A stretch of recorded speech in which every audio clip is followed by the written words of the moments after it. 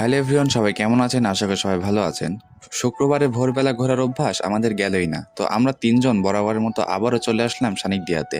তো আমাদের মেইন উদ্দেশ্য হচ্ছে গ্রামগঞ্জ ঘোরা। তো এখন আমরা যাবো হচ্ছে সাদেকের ঘাট। তো কেমন জানি আগের তুলনায় অনেকটা অলস হয়ে যাওয়ার কারণে ভিডিওগুলা ঠিকঠাকভাবে আপলোড দিতে পারছি না। যাই হোক, এখন থেকে চেষ্টা করব ভিডিওগুলা ঠিকঠাকভাবে আপলোড দেওয়ার।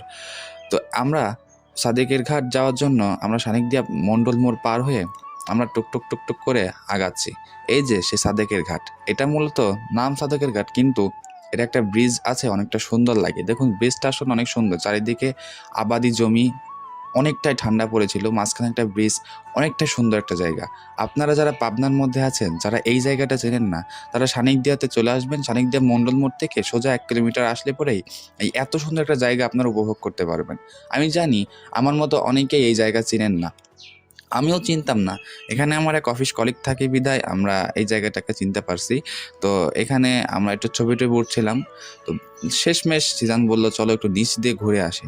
তো নামলাম নিচ দিয়ে। এখানে এসে অনেক জমি দেখতে পেলাম। এখানে অনেক কিছু চাষ করছে, যেমন পেঁয়াজ, তারপরে গাজর। আমি তো এই গাজর বা পেঁয়াজের ক্ষেত কখনো দেখি নাই। পেঁয়াজ ক্ষেত দেখেছি কিন্তু গাজর-টাজর ইত্যাদি দেখি নাই। তো এখানে এসে ভালোই লাগলো। এখানে দাঁড়ালাম, আর একটু ছবি-টবি উঠলাম। হ্যাঁ? তো তারপর আর কি, তারপর আমরা এখান থেকে আবারও রওনা দিলাম। তো একটা জিনিস ভেবে অবাক হলাম, এই যে সকালবেলা, ভোরবেলা এই যে এত কৃষক ভাইরা এসে এখানে জমিতে কাজ করছে, এত শীতের মধ্যে, তাদের সাথে মানে জিনিসটা দেখে আমারই খুব ভাল লাগলো। যাই হোক, ওখান থেকে এক লাফ দিয়ে চলে আসলাম হেমায়েতপুর। এখানে এক চায়ের দোকানে দাঁড়ালাম। এখানে একটু নাস্তা করব, চা, বিস্কুট এগুলা খাবো। তো খাওয়ার পরে আমরা যাবো আশ্রমে। সেই প্ল্যানেই আমরা এখানে রয়েছি। যাই হোক, আমরা নাস্তা করা শেষ করে চলে আসলাম শ্রী শ্রী ঠাকুর অনুকূল চন্দ্রের আশ্রমের সামনে। তো বেশি কথা বলতে আমার ভালো লাগে না বিধায় ঢুকে পড়লাম আমরা আশ্রমের মধ্যে। তো আশ্রমের ভিতর ঢুকতেই অনেকটাই ভালো লাগলো, কারণ অনেক দিন পর, সেই কোন আমলে ছোটকালে আসছিলাম এখানে, এখানে তো আর আসা হয়নি।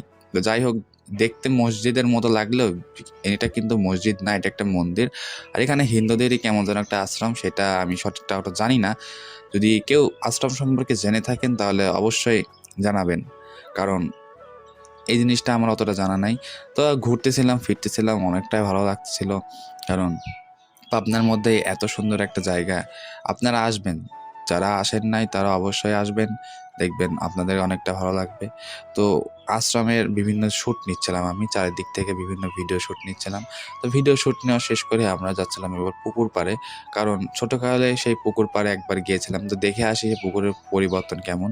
তো আসল কথা, পুকুর যেরকম সেরকমই আছে, এর কোনো এক্সট্রা পরিবর্তন হয়নি। তো রোদ উঠে গিয়েছে। এদিকে আবার আমার আর আমার ভাই শুভ দুজনে মারামারি লেগে গিয়েছে। আসল কথা, এখানে সিরিয়াসলি মারামারি না, এমনি আমরা ২ জনই ইয়ার্কি করতেছিলাম। তাছাড়া বাসার মধ্যে থাকলে আমরা সবসময় ইয়ার্কি করি। তো প্রিয় দর্শক, একটা কথা বলি, যারা নেটওয়ার্ক মার্কেটিং বিজনেস করতে চান আমার সাথে, কাজের পাশাপাশি ফ্রি সময়টাকে কাজে লাগিয়ে বিনা পুঁজিতে ব্যবসা করতে চান, তারা আমার সাথে যোগাযোগ করতে পারেন। আমাকে মেসেজ দিলেই আমি আপনাদেরকে রিপ্লাই দেবো, সমস্যা নেই।